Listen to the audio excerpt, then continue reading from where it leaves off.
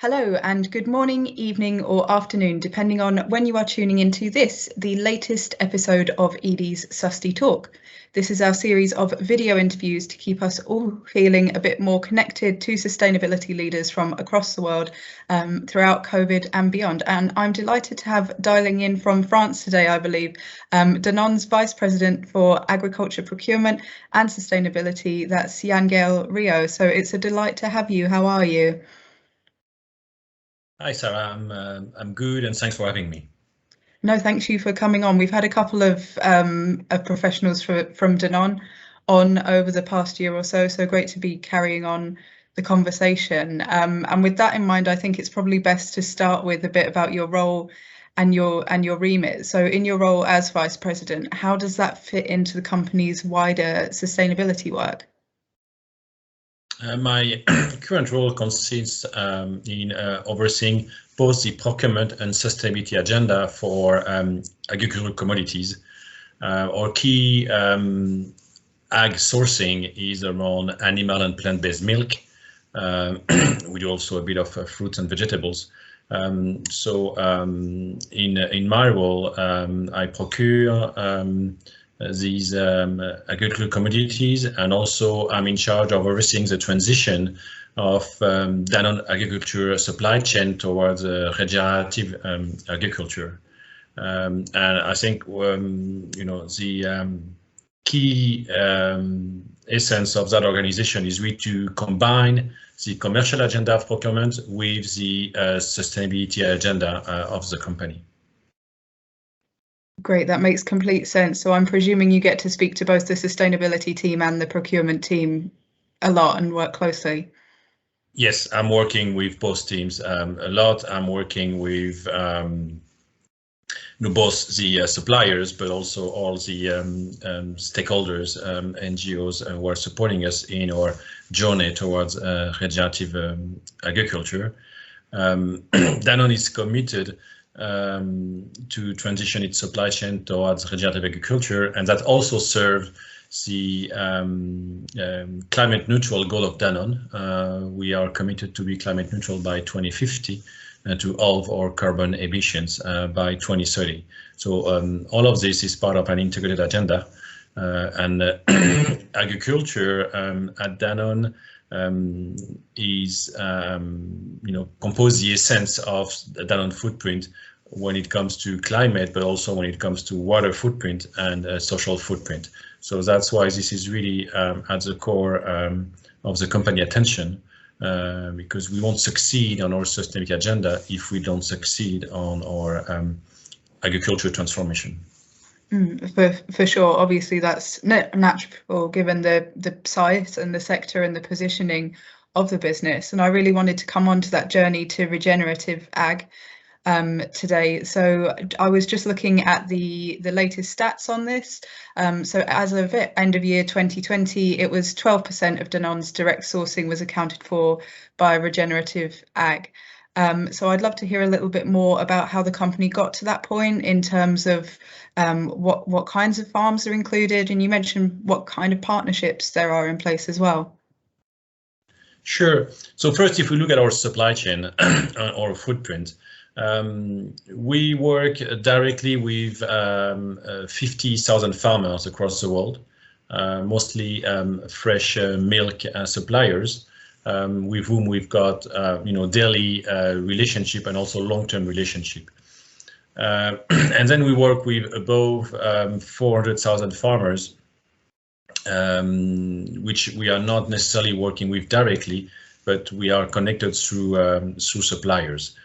We are sourcing dairy, of course, ingredients and milk, but also commodities which compose the essence of our plant-based milks, soy, almond, oat, and also fruit and vegetable for yogurts and baby food, plus other more classical ingredients like sugar and oils. So when it comes to regenerative agriculture transformation, we need to convert this large and extensive supply chain. Some farmers are sitting next door to our factories, some are across the globe. So we have, of course, different ways to engage with the farmers next door and with the farmer which is on the other side of the globe. So we have different types of programs. But I think what unites everything in our agenda is the regenerative agriculture agenda, which is about protecting and regenerating soils, protecting the water quality and providing a water resilient agricultural system, and also protecting biodiversity. This happens across all of our commodities. How did we reach the 12%? Well, we started almost 10 years ago. This is a long journey. First, the key element is to define with our farmers what are the practices which they need to change or adopt in order to convert to regenerative agriculture. And practices are different categories to categories, but in most cases, it's around no-tilling, it's around crop rotation, it's around soil cover, it's around reduction of the usage of herbicides, pesticides, and fertilizers. So we have defined a set of farming practices which we would like our farmers to adopt in order to transition towards agriculture. How we've done this? We've not done this alone. We've done this with other farmers. We've done this with NGOs and companies specialized in agriculture and ag suppliers. We've done this under the frame of a project called Farming for Generation, where we have put together all of these parties. So we co-build together the new farming practices which are going to help transition to regenerative agriculture. And we also have built with them regenerative agriculture knowledge center, which is available on the internet. So this is public information, because we believe that to succeed, we need as many people as possible to adopt, that same ambition, and that adopting new farming practices happens very well in the farming sector when farmers see their neighbors transitioning also. So it's really about not only about balanced supply chain, but how we are able to convert the farming system at large. So with all of these efforts, we've reached 12% as we speak. 12% means that we have 12% of our sourcing, which is Reg Ag Stage 3. We've defined or built or transition to Reg Ag with 3 stages, depending on the maturity of the practices. 12% is at stage 3. We've got a lot of farmers engaged in stage 1 and 2, aiming at landing at stage 3 ultimately. Great. I was going to ask what could be done to bring along the rest of the food system and support other businesses, but that open sourcing seems key. So I guess I would just like to come on to that journey to that 100%, because as you mentioned, these are big supply chains, they're multinational, sometimes you're not very close, sometimes you are, and then the engagement will differ. So can you tell us anything about the plans for getting to that 100% beyond some of the processes you've already talked about? Yeah, I would split our supply chain in 2 when it comes to 100%. On one side, I would put what we call our strategic commodities, which form the identity of our products, and with which we've got a close relationship. We are close to farmers. Our farmers are tier 1 or tier 2 maximum to us. And this is animal, plant-based milk, fruits and vegetables. This supply chain, we're close enough to farmers so we can actually convert 100%. We know all of our farmers. We know where they are, how they work, and we can really reach out to them to provide them with the right support or ensure the cooperatives we're working with are providing them with the right support, and we can adjust our pricing mechanism. So really it encourages the adoption of Reg Ag. So for this part of our supply chain, the 100% is pretty achievable under the remit or within the remit of Danone supply chain. When it comes to more complex supply chain, where we are only a tiny fraction of that supply chain, you can take cocoa, you can take sugar, then Danone alone cannot really succeed in reaching 100%. So here we need to work and focus on pre-competitive activities, partnering with other companies, peers of Danone who have the same objective and who are going to help us converting the entire industry towards the same objective. It's only when we can engage a full industry or a full country on a commodity that we can reach 100% on this more complex supply chain. So we've got two different sets of activities depending on the nature of the supply chain. Great, that makes complete sense. So a context-based approach, not a one-size-fits-all approach. Absolutely. Great. That's the beauty of and the complexity of agriculture.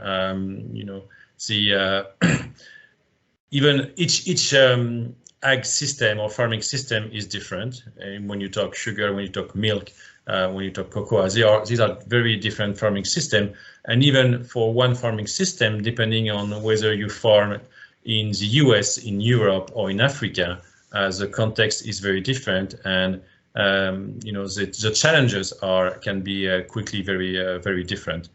So that's why, as you point out, a context-based approach is critical to all what we're doing. And I actually wanted to come on to that, so that idea of challenges and them being different. So I know that you will disagree with this and that I will as well. But I wanted to talk about farmers and others who might see challenges on shifting to regenerative agriculture, looking at, doesn't it have lower yields and isn't the population growing, or aren't the costs higher, and aren't we trying to economically recover from COVID at the moment? So I'd love to have your views on what can be done to dispel these myths and convince people of the benefits of regenerative agriculture. I mean, in my mind, risk management is just a huge one when we look at how degraded soil is and the implication of further degradation. So, I mean, first we had to convince ourselves that the transition to regenerative agriculture was not only positive for the environmental sustainability of the farm, but also for its economical sustainability. So we've run pilots over the last 5 years. We've run pilots in Europe, in the US, and also in some parts of Latin America. And with this, we have now the evidence that obviously the sustainability impact is not in question here, but the economical impact is positive, but it takes time. So you need to look at this in the long-term perspective. In our experience, it takes 3 to 4 years to transition a farming system to regenerative agriculture and to actually get to a positive cash flow on the transition. So this is economically viable on a long-term perspective. What are the economic benefit? So first, you improve the resilience of your farming system. For example, when you improve the soil structure, your soil has a better ability to hold the water, and as a consequence, is more resistant to drought. And you just have to read the news this summer, and you see drought is happening. Drought is not an issue of tomorrow; it's an issue of today. It's happening in many parts of the US. It's happening in the south of Europe, etc. So having a more resilient farming system just allows you to reduce the number of instances where you've got bad years with very poor yields. That's number one. Number two is improving or regenerating your soil and the carbon content of your soil is also helping you to having a better root system to improve the nutrients available to the plant in the soil, and in turns improve yields.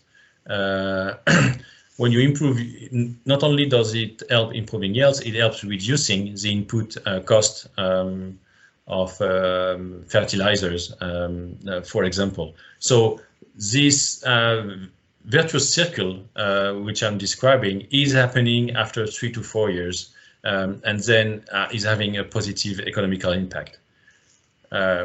Time in agriculture is not, the time in the daily, modern connected life. It takes time to transform the system, but the economical benefits are really clear to us. Great. Well, thank you so much for that insight. Yeah, especially from those pilots that you mentioned. I know you have another call to hop on, and I'd love to stay and chat, but I will let you get going for that. So thank you so much for your time today. Thank you very much, Sarah, and thanks for the opportunity to share our exciting journey at Danone.